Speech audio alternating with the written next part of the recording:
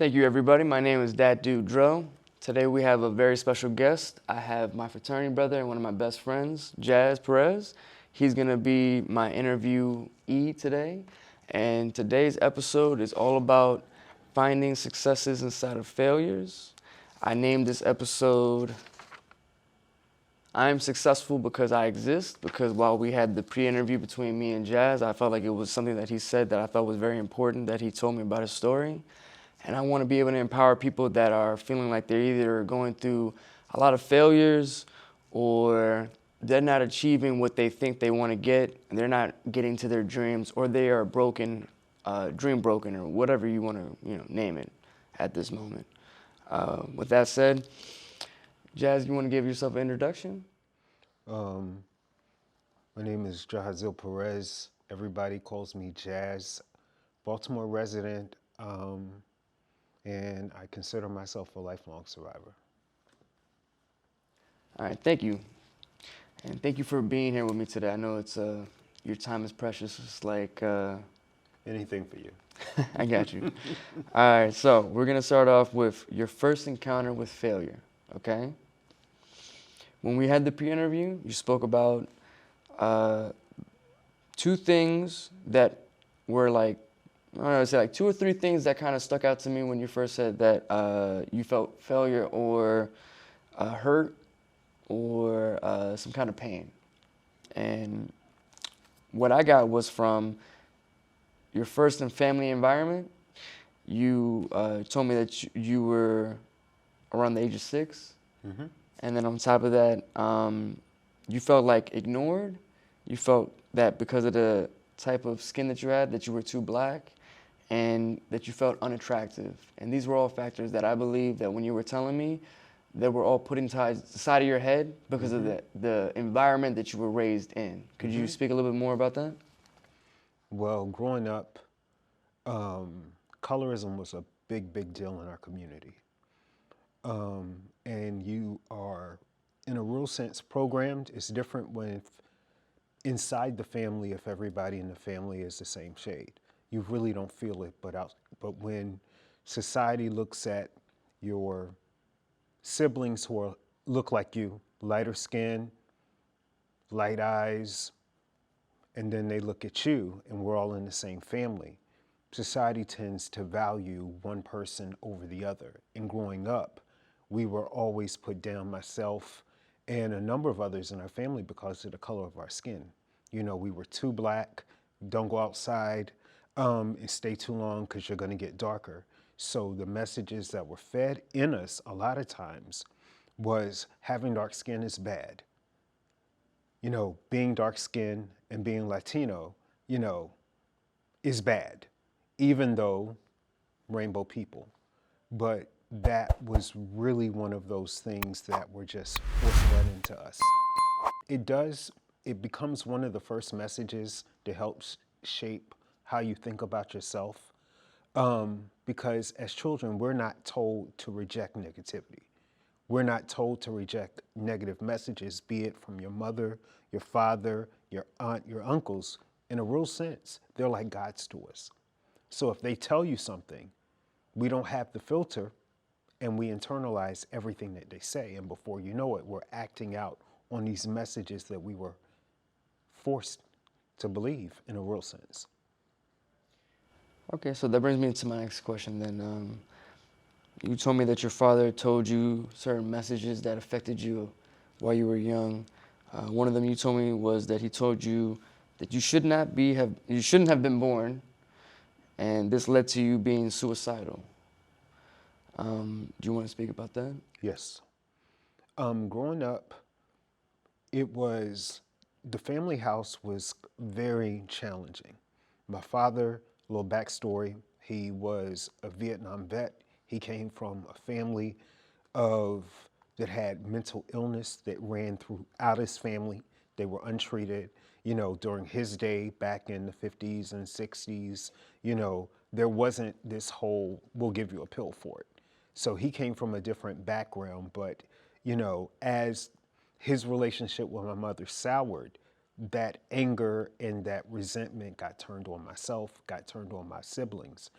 And it was nothing to walk in the house and because the floor squeaked, he would call you out your name. I wish you had never been born. He would just hurl insults. So it got to the point as a child, sometimes I really didn't know who I was because I heard the insult more than I heard my name. I knew myself as the insult. I knew myself as I shouldn't have been born.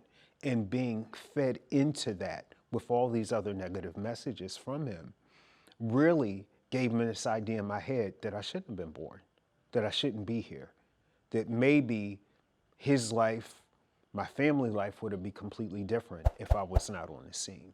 So I was having suicidal thoughts around 6 years old, 7. I don't remember any part of my life growing up in my youth where I was not suicidal. So you would say, I guess my question would be, the impression that your father put on you created a self-image that made it difficult for you to be able to do daily activities or just to live life? What it did, and this is the first time I think I've ever even mentioned this. What it did was it turned me into a hermit. In a real sense, I didn't want to be outside around people.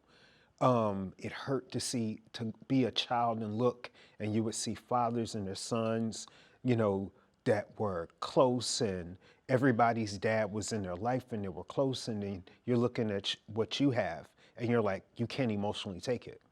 So it led to me wanting to stay in my room all the time. I didn't really want to go outside. I didn't really want to deal with people, even though the situation at home was really, really bad, very, very abusive. Physical abuse, that was rough. Beatings. He even put guns to our heads. That was just him.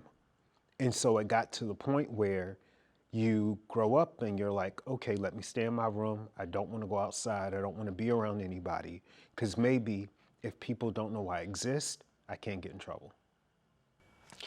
This brings me to the next part in our timeline.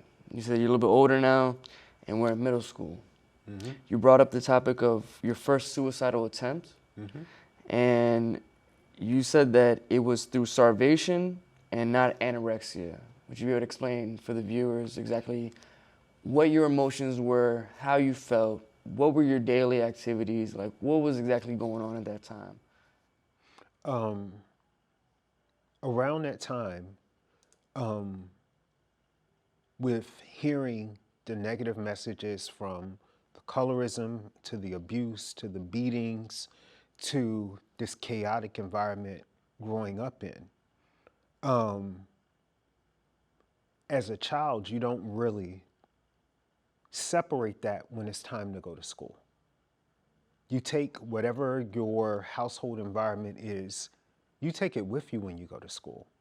And at that time period, I was just trying to end it.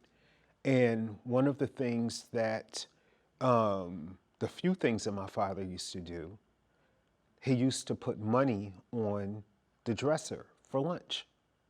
And I decided that what I'm going to do is I don't want to be here. I got to go, let me die. And I felt like in my death, I would be better off. So what would happen is I would take the money off the dresser, but I wouldn't spend it. So when it was time to go to like lunch in school, what I would do, I would hide in the bathroom. We had a storage bathroom for like the janitor. He was never in that part of the school.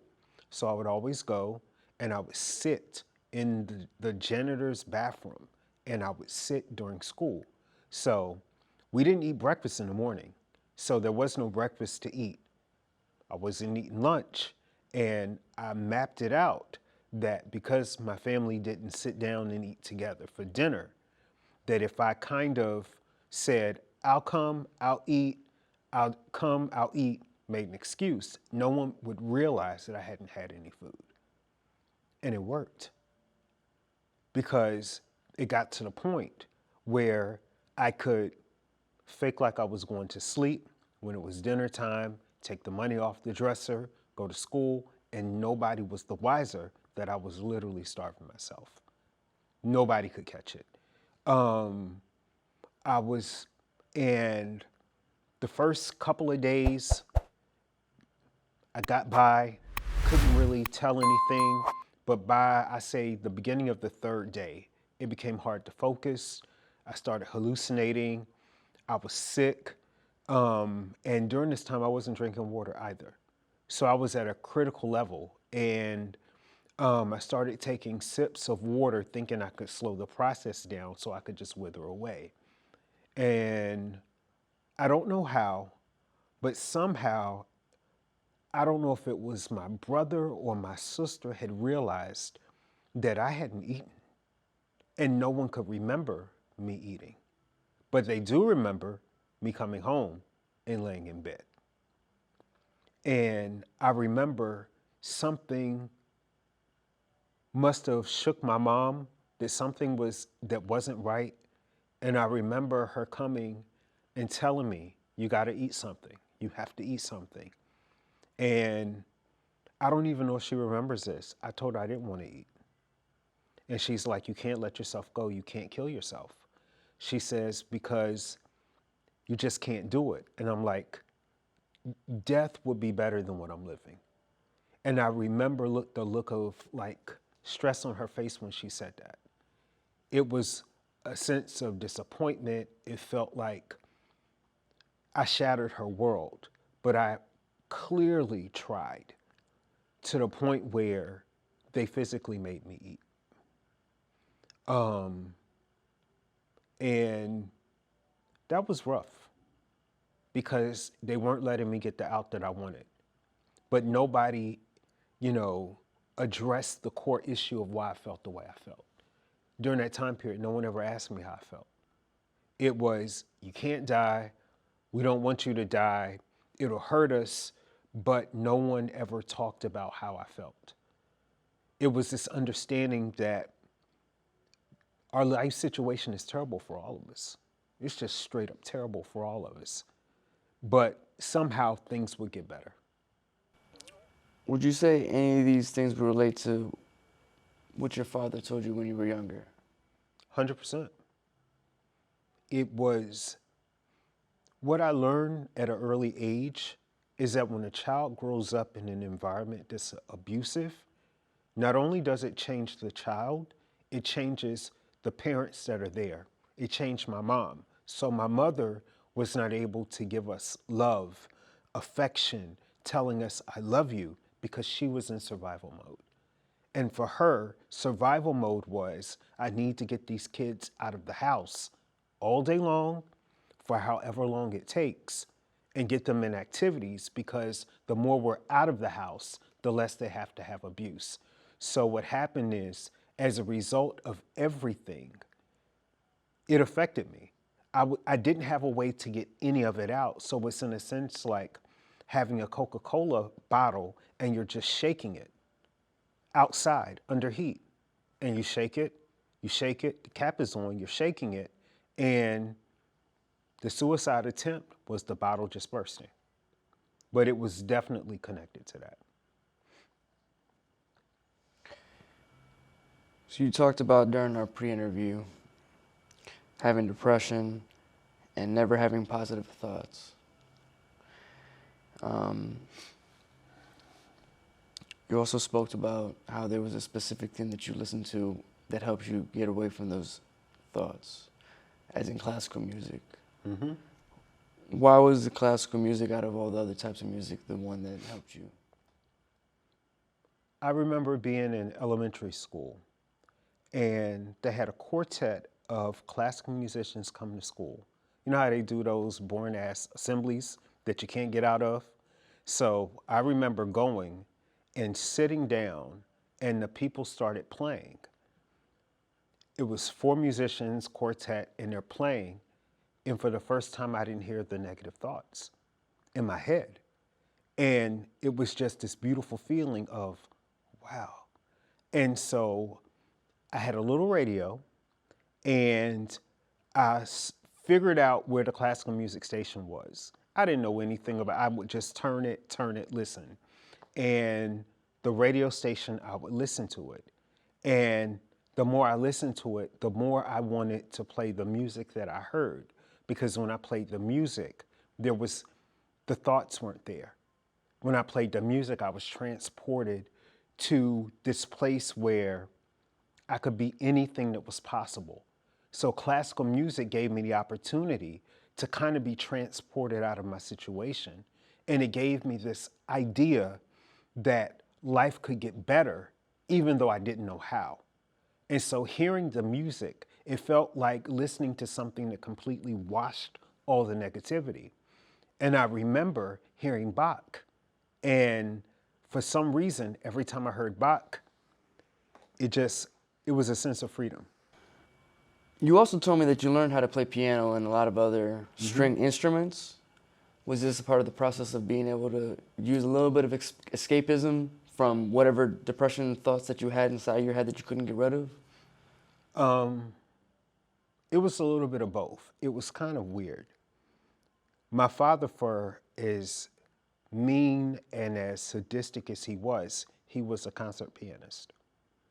My father would get called by everybody to come play the piano. We had a piano in the house. And for some reason, if I heard something that was on the radio, I could walk up to the piano and I didn't even know what the notes were. And with both hands, I could sit down and I could play it. And it was one of those things where my mom was like, okay, he has a gift, let's go ahead and nurture it. So my mom would, she would sit me in front of the piano and she would play music. And then I would figure out the melody, figure out the right hand, figure out the left hand, and I would play. And the same feeling that I got when I listened to classical music was also that same feeling of escapism when I played.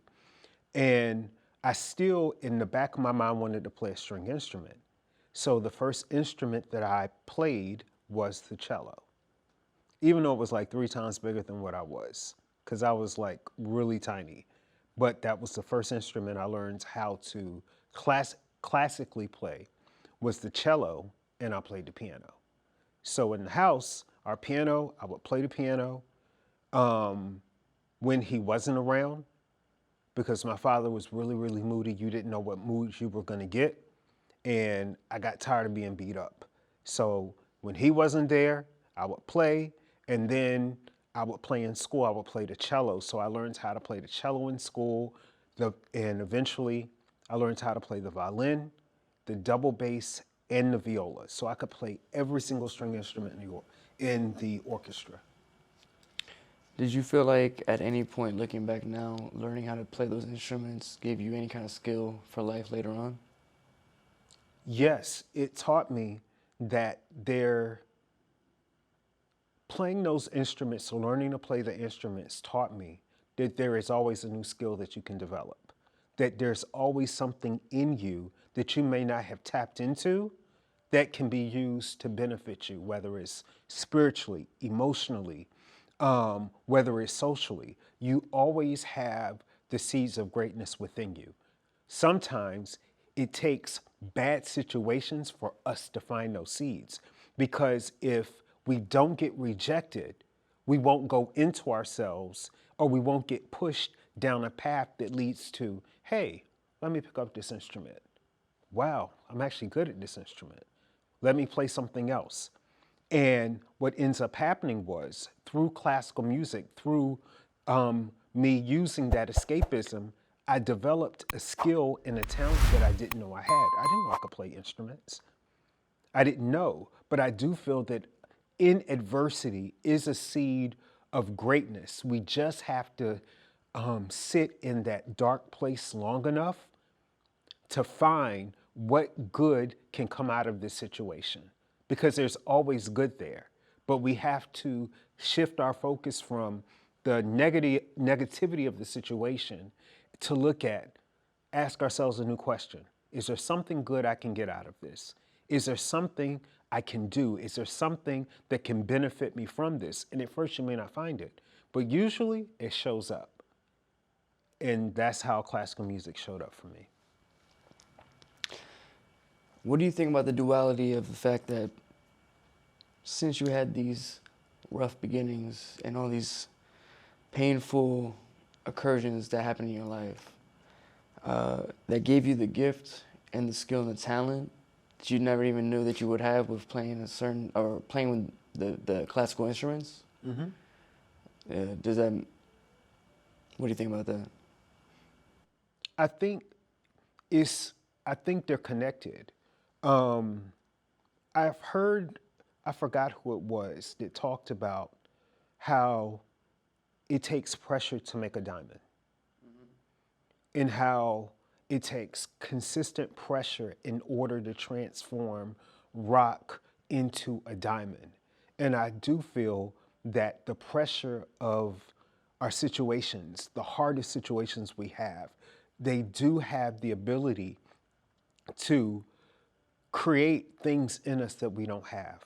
They have the ability to create diamonds in our life, even at our worst times. There's always something within negativity, there's always something within trauma that can be used that can point us to a new skill, a new strength, a new part of ourselves that we didn't have. It's kind of like the duality is the negativity introduced me to a part of myself I didn't know I had.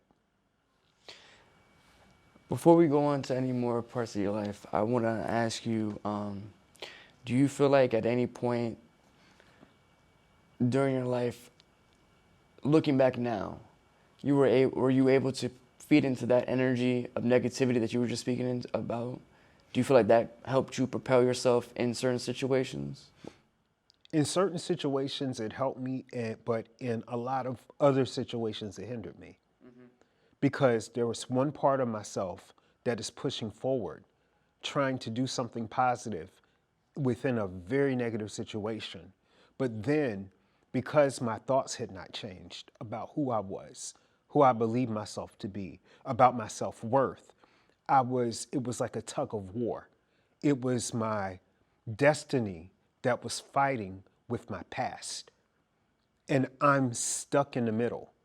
So even though there is this hope, even though I started getting praise for my musical ability and my ability to be able to play, and people were inviting me to play in different symphonies and stuff, there was still this negativity within me that was still holding me back from getting to where I truly could have been.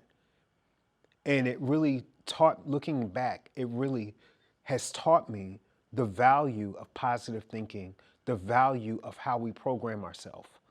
That even if we have promise, if we don't find a way to cut the past out, the part that is not empowering us, that it still will keep us from getting to where we truly want to be. So we're going to go on a little bit further in your life because things are going pretty well, I would assume, at this moment. You get a full scholarship to USM. Okay, and then how do you get this full scholarship? At the time, I was playing the viola primarily. I was playing everything, but at that point in my life, for some reason, I was just so connected to the viola. It was an instrument a lot of people didn't play. It looked like a violin, but the tone was deeper, had a deeper sound. And I remember in high school, I saw a flyer about the All South Symphony. Didn't know what it was. They're like, send in a tape of you playing. Now, mind you, at the time, I'm like, okay, my mom went and got a tape recorder. And she's like, you got something to play? I'm like, okay, give me a week, I can figure something out. So she puts a tape recorder, we moved all of the furniture out of the room so the sound would be correct. And I literally play, what was it? The Hofmeister Concerto. Played Hofmeister. And after I finished playing it, we took it, we sent it, and the All South Symphony happened to be on the campus of University of Southern Mississippi. So the university put on this festival, and at the end, everybody who comes from across the entire South in the Caribbean, they put on this huge concert. I didn't know really everything that was going on. I just got a letter saying that I've been accepted. So I go for the weekend, and I remember us getting to southern Mississippi, and it was just kids everywhere. But out of all the kids, it was only 10 violas. So I'm like, okay, I'm doing something good. So we are learning this music, and we have to learn the music because on that Thursday, because on Sunday, we're going to perform. So they're just like, you got to learn it. So we're learning the music, and somehow that Saturday, I was asked by the conductor of the orchestra, hey, we are doing auditions. Anybody want to audition for University of Southern Mississippi Orchestra? Okay. I mean, I didn't have anywhere to go. I'm like, it's fine, let me try it. So I walk in the room, and it was 3 of the instructors, and I played the concerto that I played to get in. And didn't think anything of it. Went through the weekend, came back home, and it was probably 3 months before graduation. I get a letter in the mail, congratulations, you received a full scholarship. So it was something that I had never planned to do. I really didn't know what I was going to do with myself, to be honest with you. Looking back now, can you see that through my lens, your pain was something that brought you something of joy, or I don't want to say joy, but at least gave you a certain skill, talent that made you unique, that allowed you to stand out in the crowd of thousands of other kids? It did. I do see it. And it also, there's a lesson in there about seizing the opportunity. Mind you, when they came through asking people did they want to audition, most people were just, okay, we're glad we're out of rehearsal. We're just gonna chill, run around, play sports or whatever. But for some reason, I was like, let me go ahead and do it. And I was the only violist that auditioned, and there were only 3 other violinists that auditioned at the same time.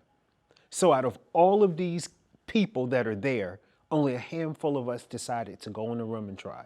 How many of them were black? None. There's another pain that you went through that you told me that we're showing the audience right here, is that even though you have certain things that in the beginning of your life did not help you, or that you viewed as very problematic, that allowed you to create a certain kind of skill, talent, that allowed you later in life to blossom, that had you not even seized the opportunity, like you said, right? That alpha moment that I always talk about. Mm-hmm. Seizing the moment and saying, you know what, I'm going to go to this, even if I fail, whatever, it doesn't matter, right? At least I went, and I can live with myself saying that I went and I tried, I failed. But you got the opportunity, and you succeeded, and you got the thing that you wanted, right? Yeah. All from just doing what you should have done, what's it called? Stepping up to the moment like an alpha does. And then on top of that, not allowing your pain or your failures or whatever other opinions of other people to allow you to filter your brain. All those things, even though at the moment you couldn't see it, it allowed you to advance in life in a different kind of way. Yeah, absolutely. Absolutely. There was something in me that was fighting for me, even though I wasn't fighting for myself. And I know that sounds weird. That's that innerness to fucking do shit. There was something in me that was fighting, even though I was depressed. Now, mind you, I'm at All South Symphony. The music is good. Everybody is nice. For the first time, I'm treated like a regular person. And still in the back of my head, I'm still depressed. But even in the depression, I'm finding these moments of just clarity, because every time I had to pick up my instrument, I felt good. And I was able to, I just felt good. But there was just something in me that was just, go for it, go for it, go for it. When I look back at it now, it had to have been my grandmother. Because my grandmother only had a fourth grade education. Fourth grade education. Grandmother was born in 1920. Fourth grade education. And she had to work the fields. She had to work the fields. She had to work. And she literally, my great grandmother, her mother died. So she never met her mother. She never met her mother, didn't know she had a sister who died before her. It was her and my aunt and my uncle who I never met. But somehow they were raised by a lady who had compassion. But my grandmother always had this thing that she was going to find a way. My grandmother taught herself how to sew, how to cook, expertly, how to bake cakes, crochet, macrame. My grandmother was a business owner, taught her, filled in the blanks, could do any type of business, anything you could ask her, my grandmother could figure out, because she did not, no was not acceptable to her. There was something in her that was like, I don't care that I have a fourth grade education, living in a small town, I am going to do something. And my grandmother did not let an opportunity pass her by. The town had one craft shop. And in that craft shop, they had a class on how to do macrame, which is an art of tying ropes. My grandmother called my mom and said, hey, I want to take the class. My mom was doing really, really well. She paid for it. My grandmother turned that into a business. Another class they had, my grandmother turned it into a business. So my grandmother was able, she never let an opportunity pass her by. And now that I think of it, it was that, seeing her like that in a time period where she didn't have rights. My grandmother was pre-civil rights. She didn't have rights. You know, it was work the field. She had no options. But every opportunity she took it, advantage of it. And what I realize is that must have been instilled in me somewhere. That she instilled that in me because I never would let an opportunity go by. I didn't care how depressed I was. I don't care if someone said, hey, we got an opportunity, there's free tickets to go to the museum. I'm going. I don't know what the fuck on the walls, but I'm gonna stand there and I'm gonna look. And that was me. I didn't give a fuck what it was. I didn't give a fuck where it came from. If there was an opportunity, and I ended up in some crazy ass places because of it. Mm-hmm. Ended up in like naturist workshops. I mean, I would go to everything to the point where people would start looking for me because they knew I wouldn't miss an opportunity. They would start looking for me to hand me opportunities because they saw I wouldn't let anything go, which is deep. What I'm going to say is that she was on her purpose. Mm-hmm. And when you're on your purpose, nothing's going to stop you but you. You know what I mean? Mm-hmm. And I think that is the essence. I haven't created or found out exactly how I want to word it, but I think that is the essence of what my channel is about and what the Human Torch is essentially, is knowing that you cannot burn the embers of the fire out. There are some people that have a certain level of fire and tenacity and fight and warrior in them, that they're not going to accept no. And there's certain things that they want from life that they want, and they're not going to accept anything less. And I think that is why we're here right now. So with that said, with every high comes a low. Within a year, you told me in the pre-interview, you end up out of school and at home. You end up with no income, working at like a temporary work situation, here and there, different jobs, you know, here and there. Tell me about what happened and what's going on. During the time period, while I was there. While you were where? In Mississippi. I didn't know what I needed to know about being safe in the Deep South. There wasn't a class. Here I am, bright-eyed, bushy-tailed, and here I am just on the weekends driving from Hattiesburg to New Orleans, and I'm in the worst neighborhoods just hanging out. Meeting people, hanging out. I ended up meeting a few people that ended up becoming my family in New Orleans. Um, but I didn't understand how to survive and how to protect myself. And I ended up getting badly beat up my first year. And because I was badly beat up, I had to leave school. And the hardest part of that was the fact that I felt like I had let everybody down, because leading up to that, no one ever said anything good about me. I never heard I was good at anything, ever. I never heard anything about my self-worth outside of my grandmother.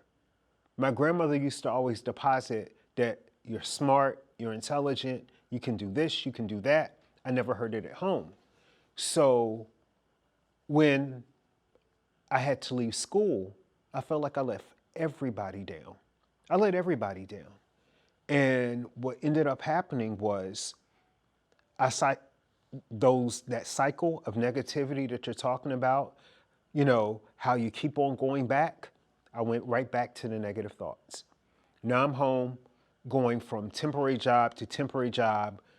I may work 2 weeks, I may be off a week, I may work 3 weeks. By this time, my father's left our entire family.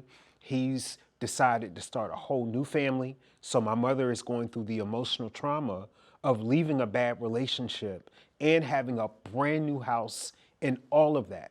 So everybody in the house were at odds with each other. And here I am trying to find or navigate my way through hurt, through embarrassment. The shame was terrible, man. Just feeling shameful because people would look at me and laugh. I knew you weren't going to do anything. I knew you weren't going to make it. You couldn't even stay in school. And the shame and the hurt was worse than what happened to me. And for a while, I was just literally just every day trying to figure out, how am I going to navigate what's next? And I asked myself, what's next? Listening to classical music, sitting in the room, and I'm just like, what's next? I don't know what to do. And one thing I would do, and it sounds kind of crazy, I would get the community college brochure, and while I'm listening to classical music, I would read all the classes, and I would imagine myself taking classes. I didn't have any money for classes. I didn't have any opportunity to go to class. Nobody was offering me another scholarship, but I would just read pamphlets and go through.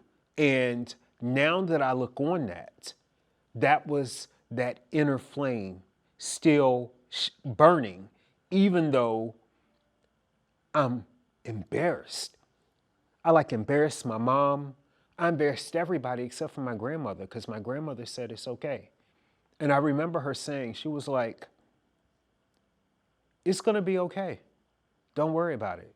My grandmother said, and I never told anybody this, she says, life does give you do-overs. You just have to keep your eyes open when your do-over comes. That was my grandmother. Everybody else, it was embarrassment. From church, embarrassed.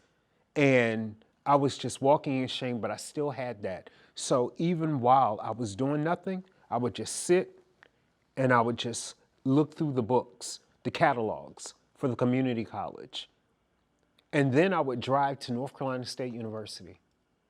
I would drive to the school and I would walk around the school, sit in the library. And I said, well, if I can't go to school, University of Mississippi, they're not going to know that I'm not a student at North Carolina State. So I would take my instrument and practice in the practice rooms at North Carolina State. Never applied. Started going to activities on campus. And to the point where everybody thought I was a student. Wasn't a student, but that was that fire that was burning, that even though you can't get in school, that's not going to keep you away from school. If it goes back to what my icon, Shirley Chisholm, used to say, if there is no seat at the table for you, I'm going to bring a folding chair. And she brought a folding chair because there wasn't a seat at the table. But for me, building that seat was, they have free workshops, they have social stuff. I'm going. I would practice every day. I would go up there, I would practice. When I wasn't working, I was at the school practicing. I would go to workshops. I met people. I met all kinds of administrators. And everybody thought I was a student until I told them. And people would be like, we got to get you in here. We got to get you in here. You know what you were doing at that time was you were sitting in your darkness. You were sitting in the failure, even though you weren't trying to, but you were doing a whole bunch of visualization. A lot of the things I've already spoke about on the channel itself, the things that I talk about, saying like, be in that place. If that's where you want to be, even though you couldn't be there how you wanted to be there, you were there mentally. And that's what I'm trying to force in the people's brain, is that if you're not where you want to be, that's okay. That's not the point. The point is that you need to be working towards that point where you want to be at. And if you're not continuously going after it every single day, you're not doing anything. Because all you're doing is putting it on a pedestal, and then you're saying, that's a nice place I want to be at, but you're never going to be there, right? So, with every low comes a high. Yes. Now, you tell me that you get accepted in the UMBC. Yes. Things are going good, and you join what fraternity? Lambda Theta Phi Latin fraternity. But there's something that happens that it just hit me. Remember when I told you when I first failed how I would go through the community college books? At that time, I was in the South. I was in North Carolina at the time. My grandmother gets sick, and the whole family decides we're coming to Maryland. We get to Maryland, and I start up again. I would send for the book, the catalog. I would read the catalog all day long. Do a temporary job. On my break, reading the catalog. It just so happens that I was reading the catalog. I was working at a bank, putting books inside of envelopes and shipping them out. And the vice president of the bank, I don't know who his name is, he says, why don't you apply? Why don't you try to go? And I'm like, that thought had never hit me, that why don't you try? So I decide to go to Baltimore City Community College. And I go, I apply, I take the AccuPlacer test, and I test crazy high. And they're like, you know, if you want to go here, that we have a payment plan, and it's only going to cost you, it won't cost much. So I'm talking to the lady, and the lady writes out how I could go to school there. And that's what I do. So all of these times reading these community college catalogs ended up for me going to BCCC. By the end of my first semester, I got a full scholarship. I love how you were in, it's not only just sitting in the darkness, but you're waiting for the moment, for your second chance to do what you needed to do, and you weren't going to waste your time to not waste that opportunity. Yeah, you bring up a good point. How do we handle our darkness? What are we doing during the darkness? Either we can use the darkness of our life to fuel the next victory, or we can sit in our darkness and do anything.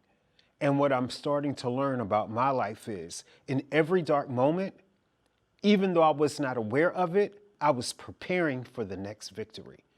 Who sits up and reads community college catalogs And I would just sit and dream, and I would be like, you know what? I'm going to take that class, and I would circle the classes, and I would literally be like, I'm going to take this one, I'm going to take this one. Didn't have a dollar in my pocket to pay for it. But someone said, why don't you go? Went, I ended up getting a full scholarship to BCCC. Went there, graduated with honors, and was offered a scholarship from UMBC. And that's how I got to UMBC. What you did was that you kept your dream right here, and you said, this is what I want, and I don't care. Even though all these other factors are happening, you still held it here. You kept the flame right here, and you were like, I'm gonna go forward when I'm ready. Without even knowing. You were doing everything. I literally spent like every single episode, like, I'm going through. So I'm just saying, just think about that. That's why we're having this interview, because a lot of times people will not understand the strength that they have within inside of them, but because they're not going over the things that are happening in their lives. And I want you to understand that what you did was literally the power of visualization doing this, like crazy x-ray eyes. And you just said, this is where we're at. This is where I could be over here. I could be over, blah, blah, blah, blah, blah. Here's where I'm going to be at some point, whether or not I know it or not. And that's where I was. I always kept with me, wherever I went, I always kept a college catalog. I would send off for catalogs from universities all the time. And all I would do is look at the pictures and imagine myself in the picture, imagine myself at the basketball game. That's probably why I love college basketball so much. I would just always see myself there. And I remember graduating BCCC and getting a letter in the mail that because of my grades, I was able to get the scholarship to go to UMBC. And then from there, that is how my UMB experience led to myself meeting Jorge Rivera Ramos, Ravi Valor Pully, Vince Tang, and we created the first chapter of Lambda Theta Phi in the state of Maryland. At that time, there was no Lambda Theta Phi south of Jersey. Between Jersey and Florida, there was nothing. And it was Jorge's idea. Jorge had this idea, let's create a place on campus where Latino students can be organized, can be empowered. And when he said it, it was like someone pouring lighter fluid on my flame. Something just happened when I heard it. And I remember going to the Hispanic Latino Union. We went to that, and I was like, I'm in. While at UMBC, a group of us, the guys, we decided that with Jorge's leadership that we were going to become a chapter of Lambda Theta Phi. And during that experience of being online, we had nobody near us. So our experience was a lot different. But one thing that we did, we put on things that have at UMBC that have not happened to this day. We put on a Latino Unity Conference, the first one that ever happened in the history of the University of Maryland system. We invited like 20 different organizations. We had workshops, we had bone marrow drives, and we were really, as a group, creating something on UMBC's campus that had never been done, that other organizations at the time, LUL was at College Park. But at that point, no one was doing what we were doing. So my life was going well. I'm in school. We're putting everything together. And while I was in school, we were prepping for the Unity Conference. And there was a row of tables. And at the time period, here I go trying to help everybody set up, because it's T-minus in probably like an hour and a half. We got fraternities that have come from all over the country. East Coast sororities are coming. Everybody's there. And here I come moving a table, and all the tables hit me in the head. And that's how I got this scar. Smashed me right in the skull. I get knocked out literally right before the event. Rush to the hospital, and I'm like, you gotta wrap me up. I gotta go. I gotta go. So they wrap me up, and I end up going to the conference, make it through the conference, and that really kicked off the next set of lows in my life because my cognition and a lot of that stuff started to get affected. So this will bring me up to the next part where I would like to say the life lesson here is that sometimes you go up, you go down, and on the way back up, you got to take a pit stop. Yes. But that does not mean that you don't reach that mountaintop at some point later on, right? You get poisoned through arsenic, and on top of that, you had the injuries that you just discussed. You have to leave school again, and you were diagnosed with, what is it called again? I was diagnosed with toxic conjunctivitis. At the time I was going to UMBC, I had an apartment. So because I wanted to keep my apartment, and at the same time, I still lived in the dorm. So I had an apartment and I had a dorm. I still want to keep my apartment because I didn't know if something happens, I always have a place to come back home. I got a job at this chemical company that was not too far away from where I was. Didn't know it was really a chemical company. I was told that, I'm just going in there to just oversee the process of them making plastics. I get in there and the entire room has like this white haze. And I'm trying to figure out, what is this white stuff all around me?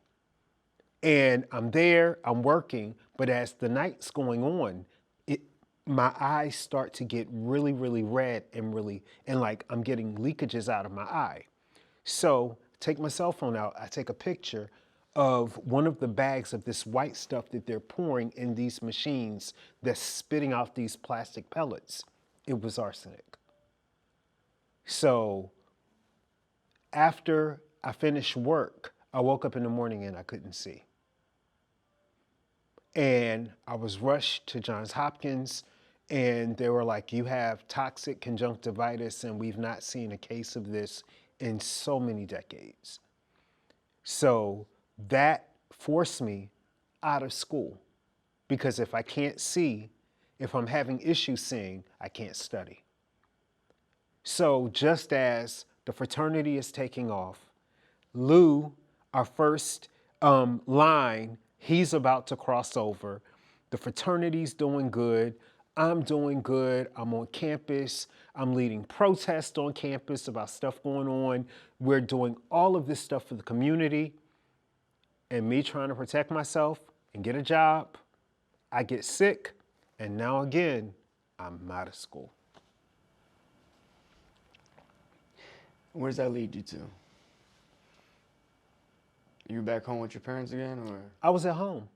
With your folks, or just I had an apartment at that time, but myself and where were you mentally, I guess, is what I'm trying to get. mentally, I was depressed because I blamed myself. And looking back over it, there's no need to blame yourself for trying to provide for yourself. I did not know what I needed to know in order to be in an environment to protect myself. And that starts a new theme that begins to run in my life. Me being in situations where I don't know what I need to know. And there being no one that can be a guidepost to say, hey, I think this needs to happen, or let me tell you what you're about to run into. So I've run into this part of my life where I have drive, I have passion, I have desire, but I don't have anybody that's willing to speak into my life. I don't have a mentor. I don't have anybody that can speak into me, that can say, hey, let me give you a piece of advice. I don't think, if you see something white up in there, why don't you just come home? You can get another temporary job. You don't need to stay there. So I'm literally living in survival mode. And it creates this other new cycle in my life that I didn't know that has continued to this day, that's affected things. What do I need to know? What am I not being told? because that was the start of it. Now I'm blind. They don't know what's going to happen. I'm sensitive to light. Now I'm depressed because now I'm back out of school. Had one victory. Got associate's degree. Not back down. Not again. And it's this whole idea of not again. And so I go back to blaming myself. But what begins to happen that is different, that has never happened before, something in me says, maybe we need to start thinking a little differently. I don't know where that came from. Again, it might have been my grandmother. Because my grandmother, she always had something positive to say. She always did. But something in me said, maybe we need to look at this thinking thing. Maybe we need to put some positive thoughts in our head, and we need to figure out how to get some of this junk out. Because I got to a place where I was tired of carrying baggage. Trauma happens, I got a new piece of baggage. I go into a new situation, now I got 3 bags. Something bad happens, I collect another 3 bags. Now I have this whole train full of baggage everywhere I go, and it's not helping me to get where I need to go. Because what's happening is people are not meeting me, they're meeting my pain. They're meeting my struggle. They're meeting everything bad that happened to me. And somehow in that process, the thought came that maybe you need to do some work. I don't know how you're going to do work, but something in my mind said, maybe you need to do some work to change the course of your life. All right, so with that mindset, you told me in our pre-interview that you ended up graduating from BCCC, right? Mm-hmm. And that's with an associate's, correct? Mm-hmm. And what led you to get to that point? Okay. Oh, we're going back a little. Well, I'm just saying, like, you know, you everything that you just discussed right now, all the pain, how did you leap out of that then to get to the graduation? It was something for the first time I could see the steps that it took to get there. Before, I could never see how to get from point A to point B. But for some reason, when it was explained to me that I could pay a little bit, I can pay a little bit each month, and I could actually afford it. So for the first semester, I paid. But I ended up, and then they said, well, if your grades are good, you can get a scholarship. Scholarship? Oh, you don't got to worry about that. Now, here's the crazy part. I had no books. Imagine going to college, no books. You know what I did? I would go to the library and rent a book. And that's how I studied. I had no books.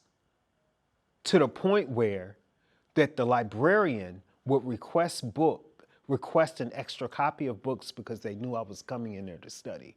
I couldn't afford books. The only thing I could afford was to pay the tuition to be able to cover for me to go there. So what I did was, class is out, hit the library, check out the book, I would study, I would take notes. After that, had to go to work. And I would work until midnight. And I would repeat the process because I had a 10 o'clock class in the morning.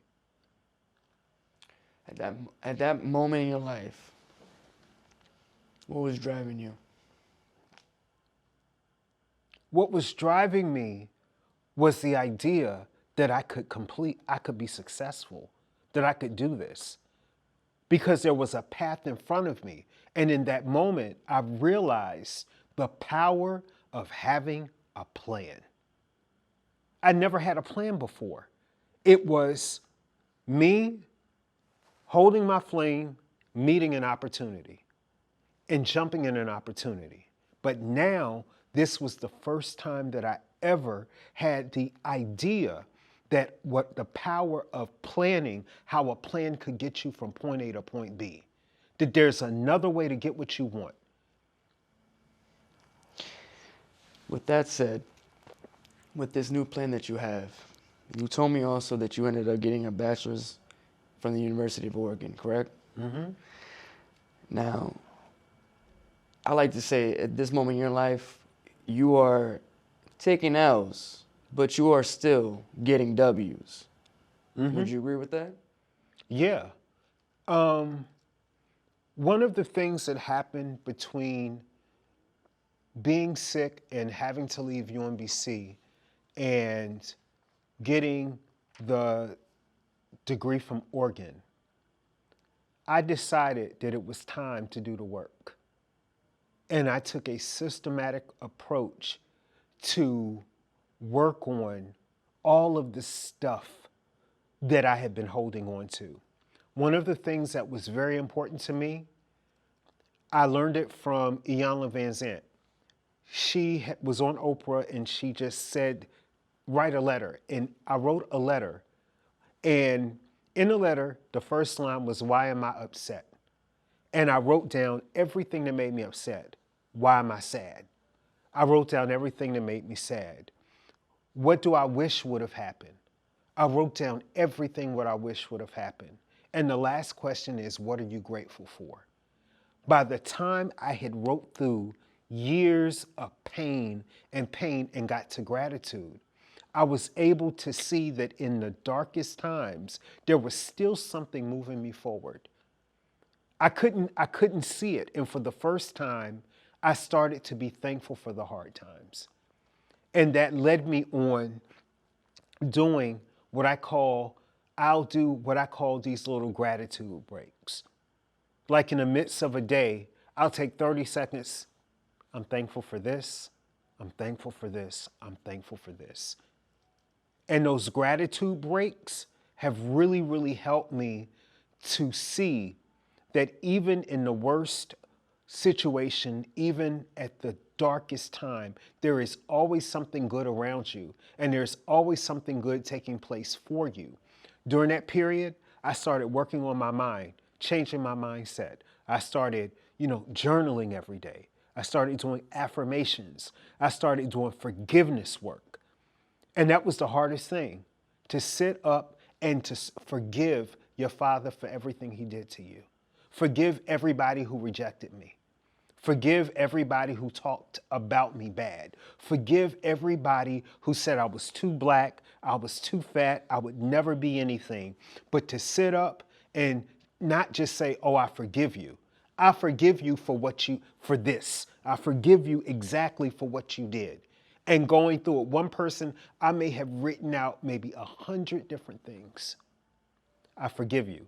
I didn't feel like forgiveness. I'm gonna keep it real. I didn't feel like letting it go because anger felt good. I'm not gonna lie. Anger felt good. But I realized that the anger was like a corrosive. It was eating me away. But I just would do forgiveness. I forgive you. I forgive you. Then I started doing forgiveness for my mom. I forgive you for not giving me the affection that I needed. I forgive you for what you were not able to do. And then after I went through that for a few months, I started back on the gratitude and the appreciation. I appreciate what you did for me. And so I literally took maybe 6 months to maybe like a year and a half, 2 years. Les Brown, Iyanla Vanzant, Tony Robbins, Zig Ziglar. I read everybody. We're going to go through the last major event that brings us to up to date to today, which is the last thing that you go through that changed your life for the better, I believe. It made you the strongest version of yourself. You go through a certain type of cancer, and can you say the name? I don't want to mess it up. Ameloblastenic carcinoma. And what kind of cancer is that? It is cancer of the jaw. What happened is the cancer was here on my right side, and it completely ate out the eye floor, the bones that hold your eye open. It ate out this entire part of my face. Now, we already have another video talking about everything that happened from that and then going forward. So I'm not going to retouch that for the people that are watching that haven't seen that. Go ahead and watch that video. But what I am going to touch on is that you did go through a certain stage of life that the doctors told you only had 6 months to live. I want to quickly touch upon that before we go into the next part. But right now, I want you to tell the audience and tell me from your own words, what were you feeling when you find out all this information that's hitting you right now? At the time, I didn't know, I didn't have a diagnosis. So I went a number of years with this cancer just growing, my face just getting big. Didn't know exactly what it was, didn't know what was going on. By the time I found out what it was, they're like, if we don't take care of this, you'll be gone in 6 months. The issue was, I didn't have insurance. So how can you take care of something where you don't have, you're working, I'm working maybe 60 hours a week, and I don't have enough money to pay for surgery. Don't have anything. And I'm sitting here, and it's to the point where it's very noticeable that something's wrong with my face. So I'm living at night, I become a night owl. I'm up at night with a hoodie on, regardless of how hot it is. But what ended up happening was, just by opportunity, I happened to go into the ER. I had been to University of Maryland's ER at least a good 40 or 50 times. They knew me. But this time I went in, I was not looking good. And I go in, I get to the back, and I'm just sitting and waiting. And it just so happens that a doctor walks past me, and she looks in. She walks past, she looks at me, she comes back in. She's like, I know what you have, and I can take it out. And when Dr. Danita said that, I felt hope for the first time. Scared as hell, but I still felt hope at the same time. And so that led to me going to get treated. And they told me that we have to get it out. You have about 6 months to live. And when they said that, they're like, we're going to have to take your teeth, we're going to have to take your jaw, and we're going to rebuild your face with the bone from my calf. And then we're going to take the skin from your leg and make the inner part of your mouth. And when they told me that, I was afraid, because I had just started pushing through. Now I have another setback. And at that point, my nephew was born. He was a baby. And I was taking care of him. And I'm like, I don't want to do this, but I'm going to do it for him. Because I couldn't find it within myself to do it for me. But I knew that I had to push forward. And they did the surgery. It took 19 hours to do the surgery. I stayed in the hospital for a very long time. And then I came back home. How many years ago was that from now? That's probably 7 years. And I still have a few more surgeries to go. I want you to know that you should always remember that you have dealt with the craziest trauma that I can probably hear in my ears from a person, not watching somebody on TV or a movie or something like that. Someone has gone through, just listening to your life story. You've gone through so many things, and you've gone through so many barriers, but you've always seen yourself on the other side of success. And I want you to understand that this interview is not only for the viewers, but it's also for you. Mm-hmm.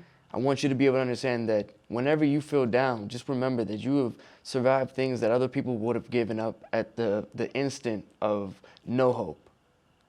You have survived things that other people would not be able to withstand, is what I'm trying to tell you. Mm-hmm. And you should use that strength every time that you feel low, and every time you get frustrated, or whatever, how many times you may get a setback with this situation. I want you to understand that you have the strength that a true alpha has, and that I would only want on my channel. I don't want anything less than you, Jazz. You know what I mean? I appreciate that. I don't try to interview people that are whack. So I want you to know that with that, I'm going to wrap up this interview with you. if there's anything that you would like to talk to the audience and give them a little bit 2 cents of your perspective through your life, and if you can give someone else a little bit of your flame, I'm gonna let you go. I do want to say that in life, there are going to be some dark times. You know, some people go through life and life is like kindergarten. Everything is easy, a bed of roses. But what I really believe in my heart that the best students get the hardest test. And that when those times come, you have to focus on whatever motivates you. If it's a dream that you want to do something, whatever that dream is, you have to focus on it in the hardest times, and you have to believe that it will happen. And you have to always keep your eyes open for any opportunity, because there's always an opportunity out there. There is always an opportunity around the corner, and you have to stay the course. And it's not going to feel good. I know it's not going to feel good some days. You're going to be hurting. You're going to be crying. And it is bad some days, especially if you were in a situation like me where you're in a bed and you can't move. And you're like, I can't do anything. But even if you're in the bed and you can't move and you're under treatment, you can still go to wherever you want to go with your mind. Your mind can take you anywhere you want to go. If your ideal, or if what you're looking for is to be healthier, have people put pictures of how you used to look all over your wall. So the only thing that you can see is you at your healthiest. You have to use everything to program your mind, and you have to find your flame. You have to find that desire. And you have to reach out to others that are willing to walk through the fire with you. Because I can't say everything was totally myself. My grandmother believed in me when I didn't believe in myself. And I do have to say that. I do have to say, you know, I really do appreciate like everything that you have meant to my life. I really do. Because you have really helped me just look at life different. And everybody deserves somebody like you. Like everybody deserves to have you in whoever it is, they deserve to have you in their life. Because having supportive people like yourself allow people to be able to see what's possible. And if you can see what's possible, you can get to what's possible. So I appreciate you. I appreciate really you, do. baby. I love you for real, bro. I love you. And thank you for coming today. And with that, till next interview,